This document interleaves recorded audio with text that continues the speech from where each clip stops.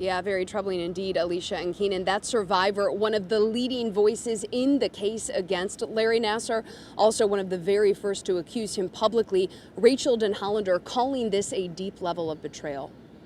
It's betrayal for the over 100 little girls who continue to be abused by Larry for almost 2 years. A betrayal the DOJ's Office of Inspector General is pinning on the FBI. In this more than 100-page report detailing what it calls a failure by the Indianapolis field office to accurately and thoroughly investigate allegations against Nassar back in 2015.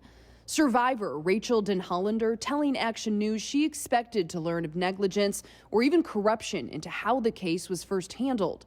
This report based on claims that at least 40 girls and women were abused over a 14-month period, while the FBI was aware of other sexual abuse allegations against Nassar. There are no consequences for these FBI agents. There are no criminal charges. There is no justice for the survivors who were abused after they knew.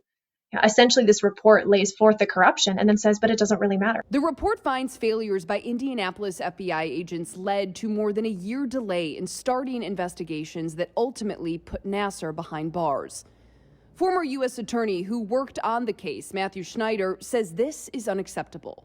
The report conclusions are extremely disturbing, and they should be disturbing to any victim of crime, and especially one of such a heinous sexual assault and abuse such as this. And then in addition to that, the agents or the people assigned made false statements to try to cover it up. That's really disgraceful. The timing of this bombshell report coming out the same day the U.S. Olympic Gymnastics team flew to Tokyo, which includes reigning world champ and abuse survivor Simone Biles.